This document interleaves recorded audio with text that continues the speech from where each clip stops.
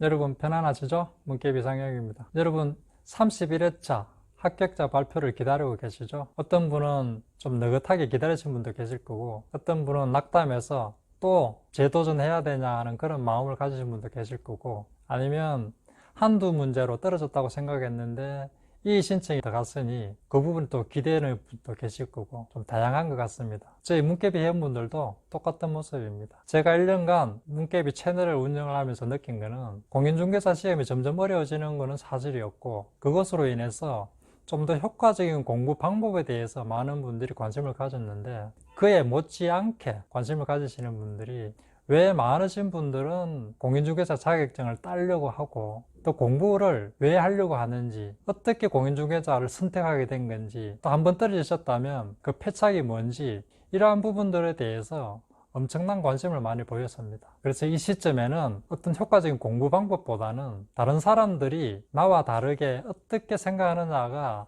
알고 싶어 할 것 같아서, 주부님들, 직장인들, 학생들, 한번 떨어지신 분들 등등 다양한 주체들의 생각을 좀 정리를 해서 여러분들에게 한번 소개하는 시간을 가지고자 합니다. 그래서 오늘은 그 첫 번째로, 이제 50줄에 들어선 울산에 사시는 전업주부인 사연을 한번 들려드리고자 합니다. 기름기를 싹 뺀, 저희 지금 주관적인 생각을 싹 뺀 그런 사연 위주로 들려드리도록 하겠습니다. 저는 울산에 사는 이제 막 50줄에 들어선 평범한 가정주부입니다. 저만의 어떤 결심으로 공인중개사 자격을 따기 위해서 노력한 지 만 2년이 되었습니다.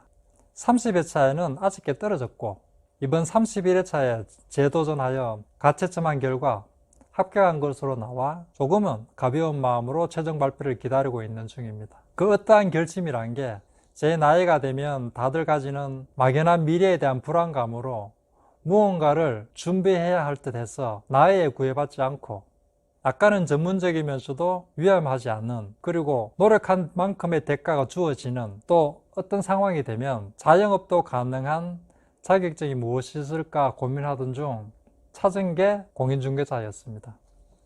지금 이 순간은 보람된 시간이지만, 돌이켜보면 참 힘들었던 순간들이 너무나도 많았고 시행착오도 많았던 것으로 기억이 납니다. 제가 이렇게 문깨비 채널을 통해서 제 사연을 보내게 된 것은, 이제서 알 수 있는, 아니 분명 많은 지난 합격자분들이 말씀해 주셨지만 스스로 귀담아 듣지 않았던 그런 귀중한 조언들에 대해서 내가 조금만 관심을 가졌다면 1년이라는 시간은 나에게 또 다른 경험과 행복으로 채워줄 수 있을 텐데 하는 후회가 들더군요. 그래서 저 같은 실수를 범하지 않았으면 하는 순수한 바람으로 제 사연을 부끄럽지만 공유하고자 마음먹었습니다. 처음 2019년 30회차 때에는 나름 1년간 죽으라고 공부했는데, 시험장에서의 느낌은 허탈과 당황을 넘어서 억울함과 분노를 느낄 정도로 어이가 없었습니다. 스스로 생각해도 노력을 하지 않았으면 모를까, 어찌나 문제를 베베 털어놓았는지 학원의 가이드대로 기본서와 동영상 위주로 거의 10회 독이상을 했음에도 불구하고 저에게는 모든 문제가 알쏭달쏭했고, 그 결과는 처참했습니다.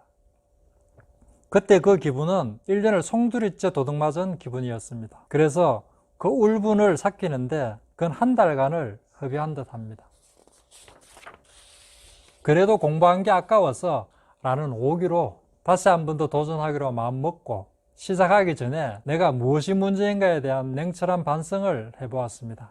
1년간 저희 공부법은 많은 문제점이 있었으나 대표적으로 두 가지를 꼽으라면, 첫 번째는 기본서와 동영상 위주였습니다. 솔직히 내뿐만 아니고 학원 동기생 전부가 하루라도 기본서 또는 동영상을 보지 않으면 왠지 불안하다고 생각을 했었습니다. 그리고 또 기본적인 개념을 알아야 문제를 풀 수 있다고 생각했습니다. 그래서 거의 10회 독이상을 한 것 같습니다. 그러나 모의고사를 치면 50점을 넘기기 힘들었었고, 본고사에서는 다를 거야 라는 막연한 희망으로 그때까지의 공부 패턴을 바꿀 수가 없었습니다. 두 번째는 개념별 문제풀이를 하기는 했는데 대표 문제풀이 중심으로 매번 반복해서 문제풀이를 했었습니다. 그러다 보니 몇 번 반복한 문제는 읽기도 전에 답이 어디에 있는가를 아는 이상한 기억력을 가지게 되었고, 그 개념에 대해서는 스스로 완벽하게 다 아는 것처럼 착각을 했었습니다. 이 두 가지를 요약을 하면, 기본서와 동영상 위주의 학습과 단순한 지문의 문제풀이가 저의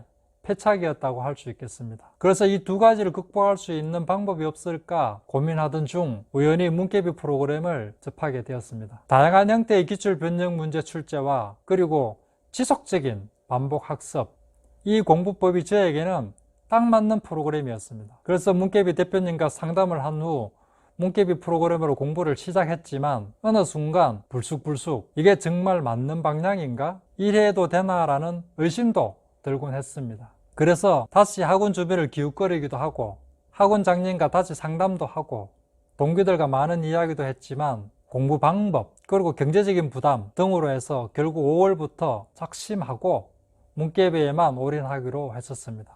처음엔 전 과목에 대해서 어느 정도 공부를 완료한 상태임에도 불구하고 기출 변형 문제가 좀 어렵게 느껴졌습니다. 그러나 한 일주일 정도 지나면서 게임하듯 재미도 있고 또 학원에서 전혀 접하지 못했던 지문들로 인해서 도전의식도 생기고 특히 좋았던 것은 문제를 접하는 저의 마음 상태가 평온해졌다는 것이었습니다.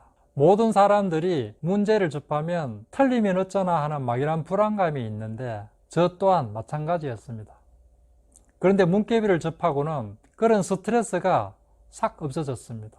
실제로 모의고사 등 시험을 치면 늘 시간이 부족했는데 31회차 시험장에서는 시간이 너무 남아 돌아서 다 푼 문제를 다시 보고 수정했다가 몇 문제 틀리기까지 했습니다. 결론은 기분서 동영상은 한두 번 정도 정독을 하셨다면 기출 변형 문제풀이와 같이 개념을 잡으시면서 공부하시기를 적극 권장합니다. 점점 꼬여가는 지문들을 다개낼채가는 기출 개념에 대한 반복적인 변형 문제풀이 외에는 다른 대안이 없는 것 같습니다. 그리고 문개비에게 조금 섭섭한 게 있다면 31회차에도 기출 변형 문제풀이 옆에 핵심 요약을 같이 볼 수 있게 해주셨으면 좀 더 쉽게 제가 공부할 수 있었을 텐데 하는 시샘도 해봅니다. 정말 공부하기 쉽게 시간이 절약되게 프로그램이 업그레이드 되어 있더군요. 여튼 1년 전 저의 선택은 맞았고 좋은 결과를 지금 기다리고 있는 중입니다. 저와 같이 공부하신 주변 분들에게 차마 그때 말씀을 못 드렸는데 지금은 당당하게 말씀드릴 수 있을 것 같습니다.